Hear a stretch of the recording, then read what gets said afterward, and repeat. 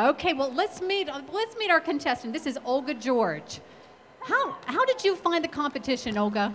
I found a competition on Facebook. Uh-huh. I'm friends with Saul Markowitz, and I saw the Good Taste Pittsburgh food competition. I'm like, ooh, I want to do this because I love Chop, I love Hell's Kitchen, Mission Impossible, any foodie show, I love it. Awesome. Well, what are you going to be preparing for us today? I'm preparing curry goat and fungi.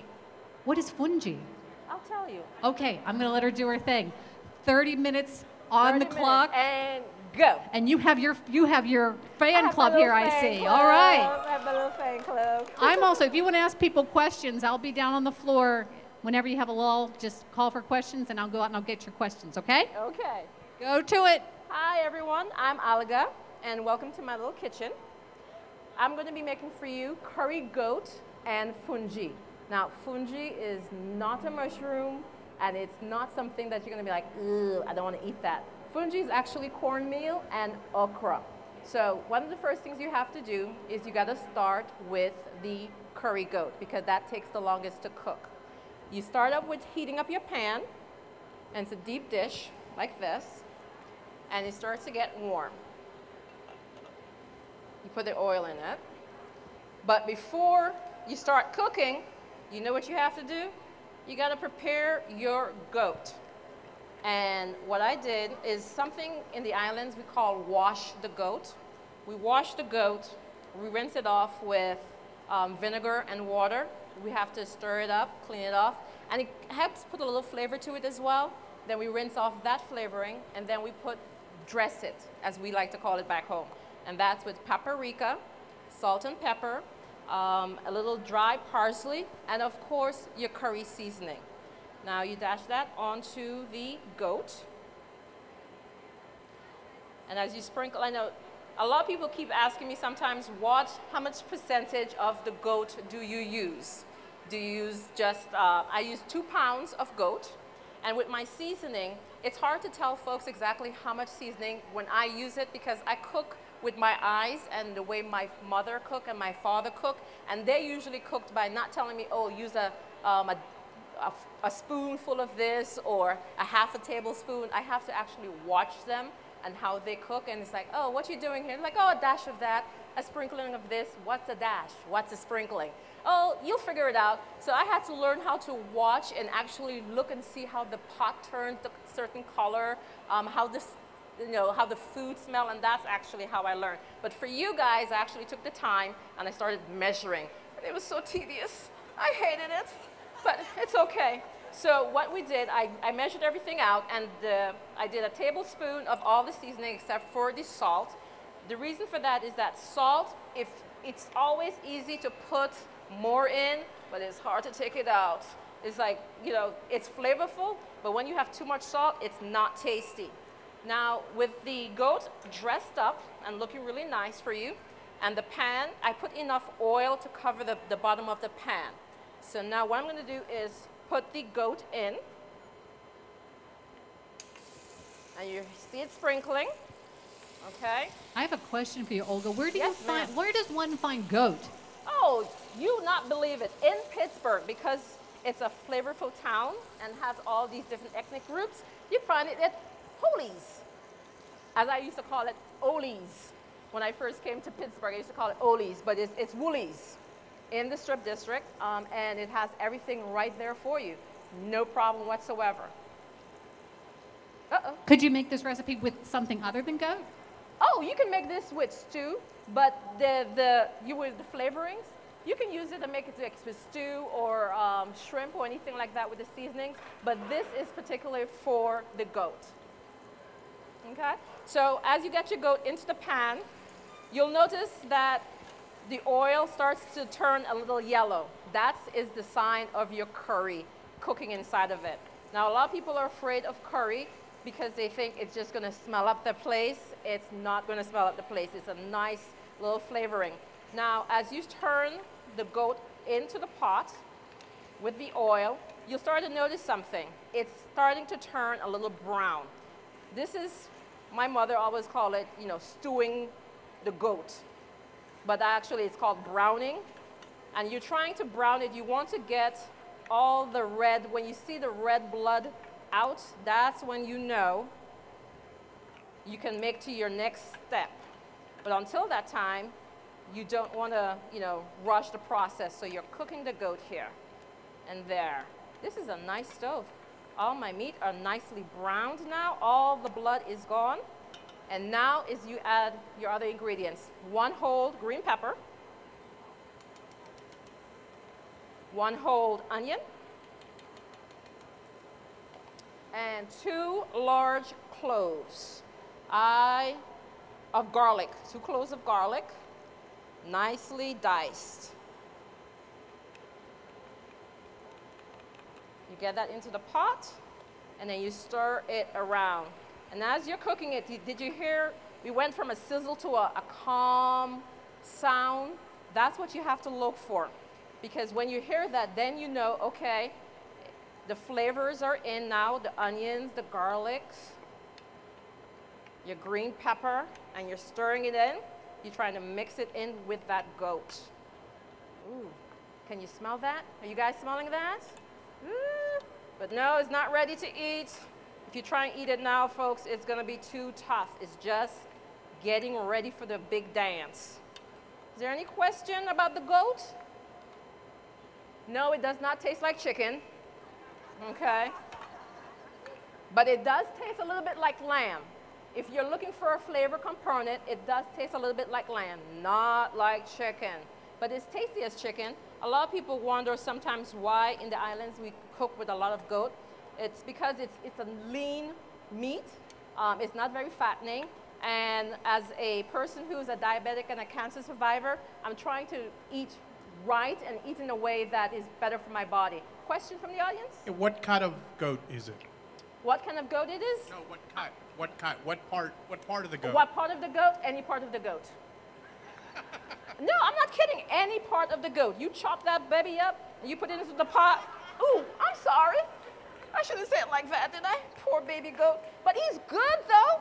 It's for us, That's one of the things back in the day when we didn't have all this microwaves and all that stuff, and we actually took the time to cook food. We used every part of the animal. And back home in the islands, that's exactly what we did. We're still doing that right now. We sometimes actually cook from this pig snout. Going from pig, we use from the snout to the tail, as they used to say. So, okay, now you have all the flavorings in. At this point, you like to put in warm water. You don't want to use cold water into the pot because what it'll do is it's actually stop the cooking process. So I always have a kettle on when I'm cooking this, and you pour it in.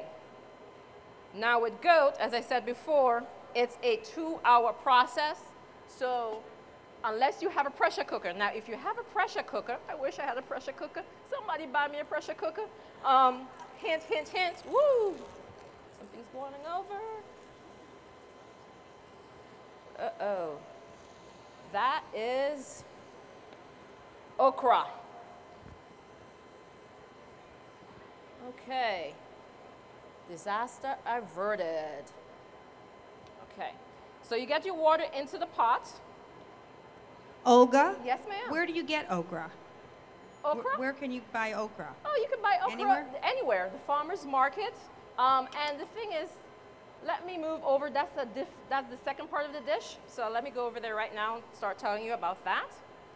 And you let the goat cook for at least 2 hours. If you have a pressure cooker, it's about 1.5 hours. Now, if you're doing the pressure cooker, the second part is, as this is cooking, to make the sauce for the goat, you add in the salt. Now, with the pressure cooker, you're actually going to use less salt. That's because the pressure cooker infuses the seasoning into the goat, and then you'll end up with a salty meat if you do it with too much salt into the goat. So it's easier to add than to subtract. That's the main thing you should concentrate on. The other part of the dish is called fungi. Say it with me now, fungi. Yeah, not fungus, fungi. And it is made from cornmeal, okay? Now, what I've been doing is, this is the part where we have the okra and the cornmeal mixture that we're going to be putting together. I've had a pot of water boiling on the stove with some salt. Now, normally when you do the fungi dish, we have the okra cooked in the same pot. So you cook it for about 20 minutes. Now, if you're using frozen, it's about a half an hour. And you'll know that it's cooked because it'll start splitting out. You'll see the little seeds starting to float out. Let me try and show you like this. Can you guys see that? No. Ooh, I wish I had a little camera above me, but it's green and you see like little white pods inside of it, okay? That's the time that you know that it is cooked and it's ready to be mixed into your cornmeal mixture. Now that is the frozen. Now if you're gonna do fresh, trust me people, you need to make sure that your okra is not old and tough. If it's old and tough, you know what you're gonna get? Not tasty fungi, nah. So what you need to do, if you test it, you take the okra top and if it snaps off, then it's good. If it kind of bends like it's in a hurricane and it doesn't want to break off, then you know it's too old.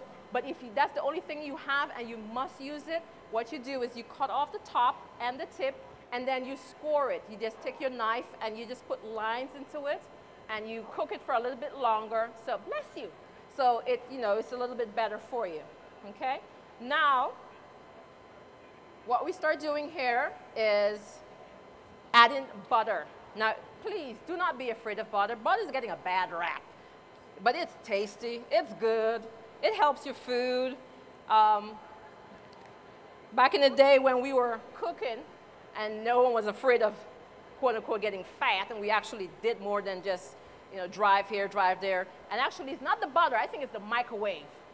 The microwave is making us sick. If we cook, then we won't have any problem. But you know something, there's nothing wrong with enjoying the food and enjoying your butter. So I'm using a stick of butter and getting it in there and let that boil down. I used about a 4 teaspoons of the salt in there. I'm gonna let that stir. Now, back home, I called my mother and I told her I was doing this and I said, Mom, can I have a fungi stick, please? She's like, no. I'm like, why not? She's like, you called me too late. I'm like, yeah, right. She just didn't want me to give her a fungi stick. Now, the fungi stick looks like a cricket stick. Anyone play cricket? Does anyone even know what cricket is? Oh, not the animal. Okay, good. Now, the cricket is that the bat, and it's long and it's flat. My father used to call it the Board of Education when I was misbehaving, but we won't talk about that. But since I don't have a fungi, I use this. It's going to be my fungi spoon. And what that does is it makes it, you're using it to stir and mix your fungi.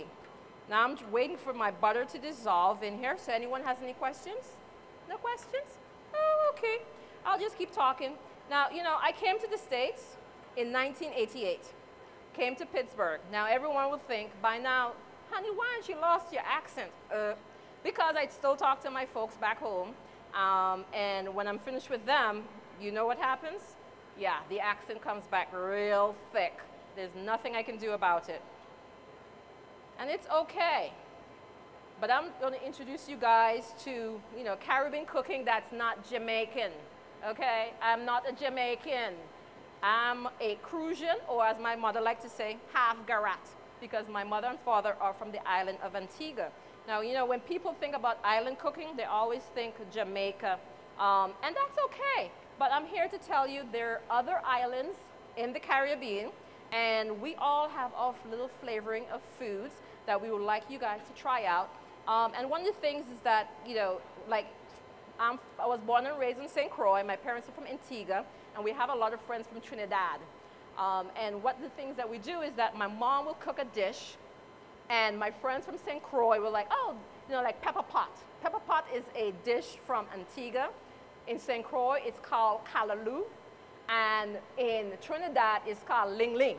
And you're like, huh? What's the combination? They put in or take out certain things. And that's all because of the influence in the islands. You may have, like with Antigua, is primarily British. The St. Croix is, the Crucians had United States, which is now St. Croix, U.S. Virgin Islands. Woohoo, U.S. But then we have the Dutch, the Portuguese, and all that flavoring takes in. So, okay, your pot is nice and bubbling. So now what do you want to do? This is when you start to add your cornmeal. Now, again, I don't do a lot of measuring, but for you guys, it'll be about 2 cups. Now, the thing with fungi, as my father always tell me, I don't want no lumpy fungi. Now, you get the lumps if you don't take your time and carefully start adding in your cornmeal and stirring that fungi up. Now, this is one of the reasons why I would like to have my fungi stick, because to cook fungi good and correctly, you really need to make sure that you have that fungi stick, okay? Now, you're wondering, when do you add the okra? Well, that's the thing. As you're cooking the cornmeal, you're watching the lumps and you're turning it over. Now, as you turn it over, what you're looking for is, you know, the cornmeal is like this. You're looking in your cornmeal pot here now for your fungi, and you're looking for those white spots. You don't want to see any, well, yellow spots actually, turning up into your fungi. And now I'm going to add in my okra. Usually I would just, let's do it that way. Add it slowly into the pot. Oops. There we go. And that's with the water as well. Olga, I'm just giving you your halfway mark. Ooh, cool 15 beans. minutes. All right. And you stir that puppy up. Okay. And you'll start to see that it's bubbling a little bit as you are turning your fungi. Now, it is called fungi at this part. It's no longer the cornmeal, because with the salt and the butter and your okra, and you're beating that in. Now, those of you, my mother always used to make my father turn the fungi, and I wondered why until I started making it myself, and then I realized it's because it's a lot of hard work turning that fungi to make sure you get all those lumps out. Do I have any questions? In the fungi? No, it's usually just the salt and the butter with the okra. You don't necessarily have to put any extra spices in it. Some people, depending on what island you're from, they would like to put in sometimes hot sauce, cayenne, but then, you know, to me it takes away from the fungi, tasting that cornmeal and that okra. And a lot of people think, oh, because the okra, they're like, okra is slimy. No, it is not slimy. It is very tasty. And then, you know, fried okra, mixed up okra, it is really, really good. Anything else? Ooh. Turning that fungi. Ooh. Now you all start to smell the goat? You're smelling the curry? Okay. Now this is the thing. Remember when we first made up the first set of curry, goat, and we put in the mixture, and I told you the seasoning that we dressed up the goat first before we put it in, had that curry mixture in. Now to really, a lot of people don't realize, you can't just dress your meat with the curry flavor and get the curry flavor out. When the curry starts to cook and it's bubbling up and you have that water in, then you actually have to put in a little bit more curry. I will say about a quarter spoon more of curry, and you let that cook in. Olga, we have a question here for you. Oh, I have a question. Yes, ma'am. Yes. At what temperature are you cooking the fungi? The fungi mixture? Yeah. Well, you start off with the water boiling, and then you have the halfway mark. Now, I usually cook with a gas stove. So with gas stoves, I could tell you exactly, medium flame. But this is an electric, and I think it's about the same. That's another thing, growing up home, most of the stoves and pots, most of the stoves are gas. So I can actually look at the stove, look at that flame, and tell you exactly when that dinner is going to be prepared and ready to go.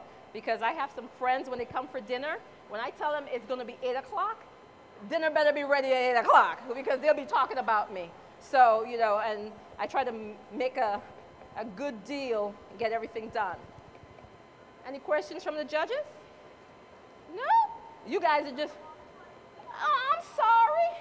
I'm sorry, judges. I know you're gonna, you know, you're waiting for that taste, but I'm trying to make sure I don't give you no lumps, because I don't want you talking about me, so you can talk to my daddy and then have him hunt me down and say, well, you serve them people lumpy fungi for. I'm like, oh, Lord. Yes, all my family know that I'm doing this. And the first thing they said was, "Don't embarrass us." We have a question here from Mr. John Burnett. Oh no! Olgie, I'm just dying to know, do you talk this much at home when you cook? Well, actually, the thing is, if I have people over, I do talk as much. But if I'm in the kitchen, I have my music on and I'm dancing and I'm cooking my food and I'm moving around and I'm in a zone when I'm by myself and I'm cooking the food. But if people are there, the one thing you have to know, I'm sorry to tell you, do not come in my kitchen. If I'm cooking, stay on the other side of that island, talk to me, wave, ask me to sample. But if you come in my kitchen, I will kill you. That's because I'm very territorial about my kitchen. I don't know what chef is not territorial about their cooking.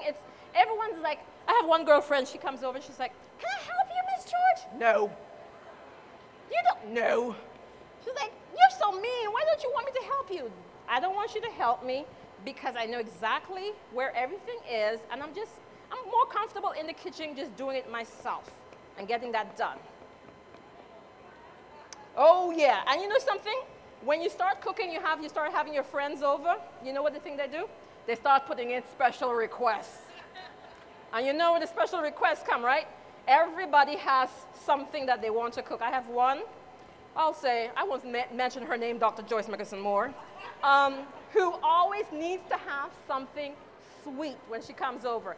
She don't care what I'm cooking. If it's lamb, if it's crab cakes, doesn't matter. She needs to have something sweet. So I have to figure out, okay, make plantain, have some, and then I started to get into the chutneys, pineapple, peach, orange, just about anything sweet for chutney so that she'll have it. And then what happens? Everyone else discovered her chutney, and now I have to make 3 times much of chutney or anything sweet because she's not sharing. I'll taste something, and I try to identify the spices in it, and I try to figure out how did they do this? And then I'll go home and I'll start doing it myself, making that dish myself. But for the most part, the chutneys are things that I come up with and just, you know, cook and do.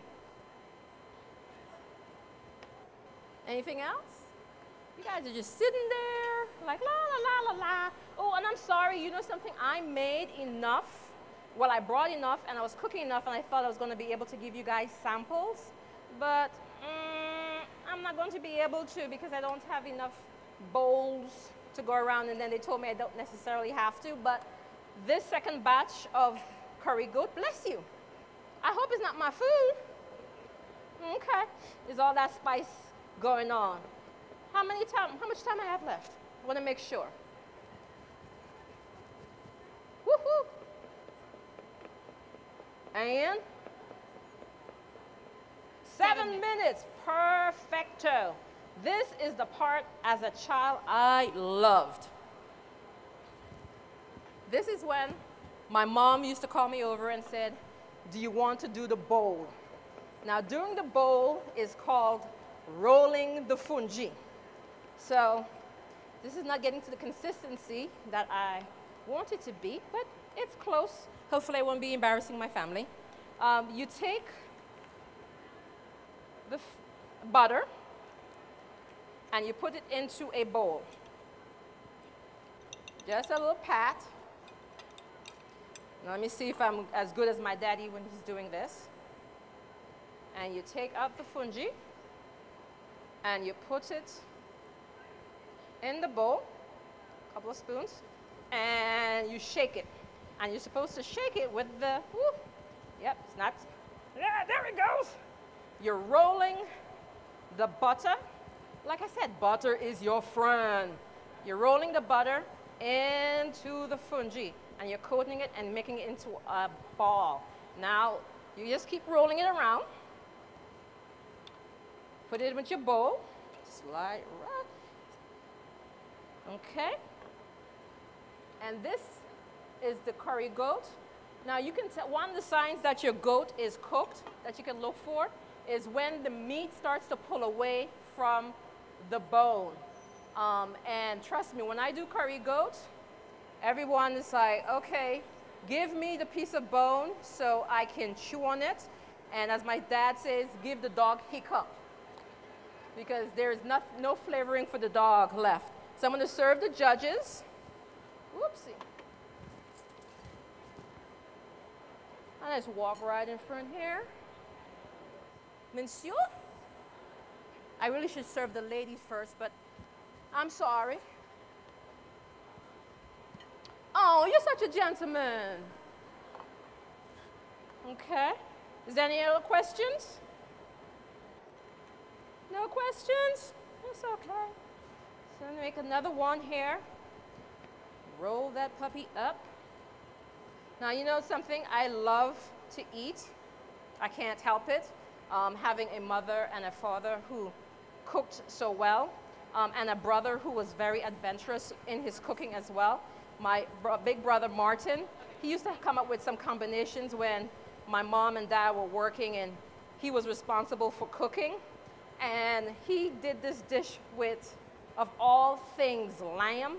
And I used to be like, ooh, yuck. He cooked the lamb, and he put orange marmalade in it. And I was like, that's with peanut butter and jelly. Will you put it?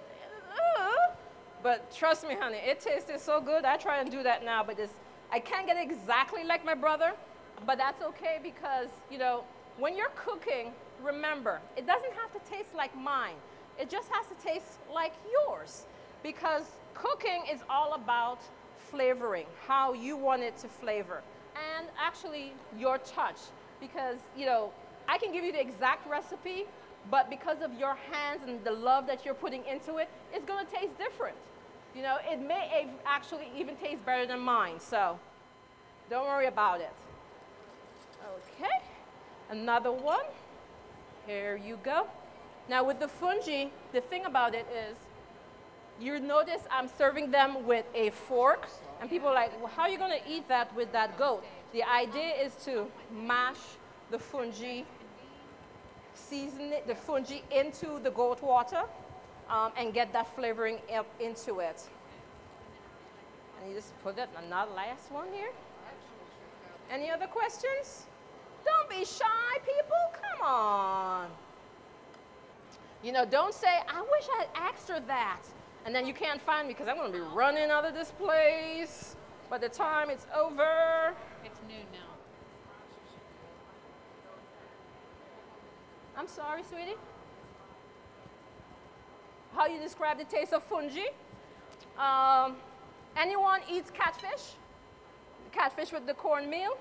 That's a flavoring of the fungi. That's a way I can best describe it for you. Anything else? Now, when you're eating fungi, for me... We have a couple questions here. Oh, I do. Why are you rolling the fungi with the butter? Does that make a pancake or a crepe, or is it just make it smoother? It's supposed to actually be like a ball, but because of the time constraints and everything, it's not coming to the consistency that I want, but it's actually in a ball form. And the butter helps the fungi get a little bit even more flavor into it. And another question. Yes. I've spent a lot of time around the office with you, Olga, and I've seen you in all sorts of situations. I don't think I have ever seen you quite as comfortable, quite as at home and in charge. That's because, Pookie, I know you want me to feed you some more when I come back to the station. That's true. Stop pretending. I was buttering you up. Well, No, seriously, you look like you were meant to do this. Is this something that have you rehearsed this? Have you planned this? No. How have you gotten to this point? This level of comfort?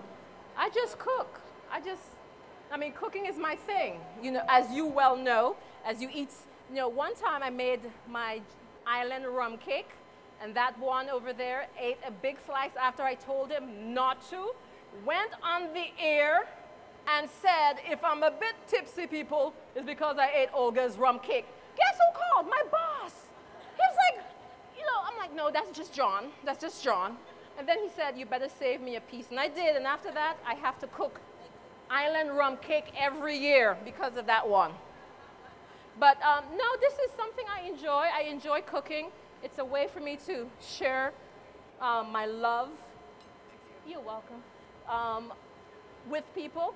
Usually, for the most part, I'm kind of a quiet person. Not. I just love cooking. About 30 seconds, and we have another question. Now, the judges, that's not part of the recipe. That is something that we usually eat with the goat, and it's called fruit punch. And it's the pineapple, orange, grenadine, rose grenadine, a little bit of ginger, and vanilla extra. And that's your fruit punch. And Okay? see, I was just about to ask. I saw that you were giving that out to the judges. I was wondering Don't if you be was going to jealous. have some of that Don't. extra for the side for a guest Yeah. here to If you flavor. if you can find some taste. cups, there is enough. You can have a little bit of that flavor. And time is up. Woo! 30 minutes, impressive. Olga, very nicely done. Thank you, ma'am. So how did that feel? Oh, that felt fantastic. It's like, back home in my own little kitchen, talking with my friends. No big deal. Until Wonderful. they tell me, ooh.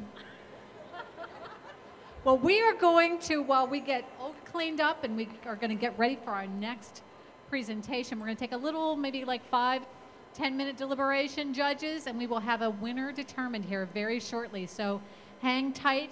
Coming up, let's see here, we have our next chef up at 12:30. We have Murad doing Moroccan for us here at 12:30. You don't want to miss that. Can I get samples of his cooking? If you hang out in the front row, I'm learning that that's the best place to sit. It's the front okay. row. The front row. Okay. It is. That is the best place to sit.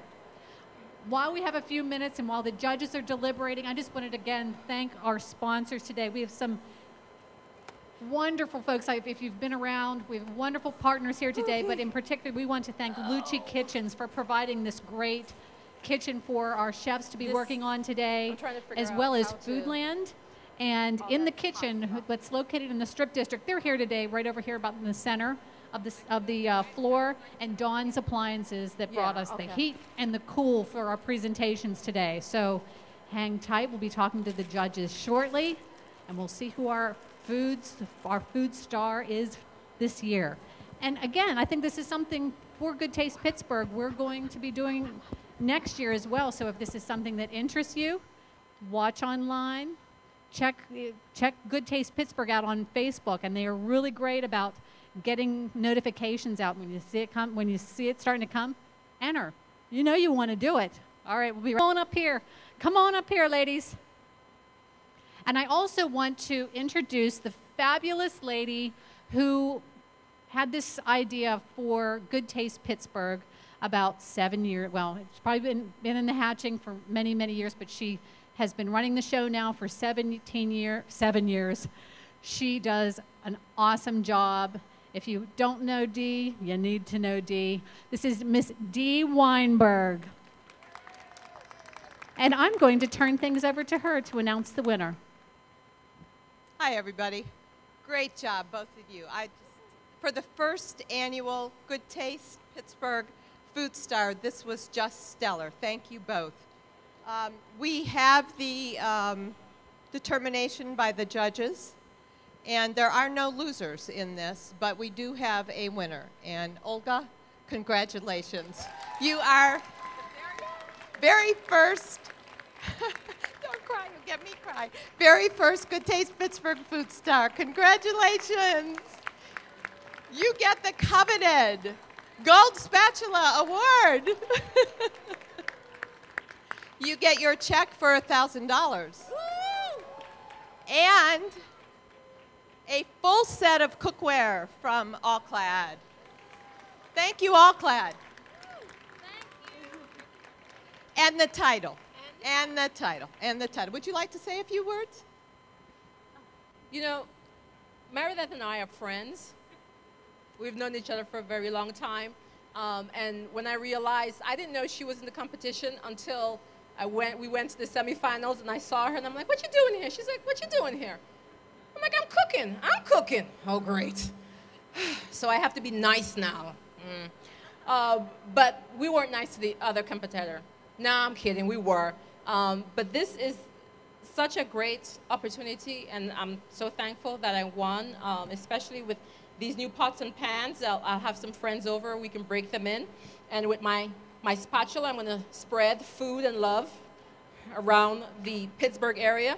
And thank you guys so much. Thank you, judges.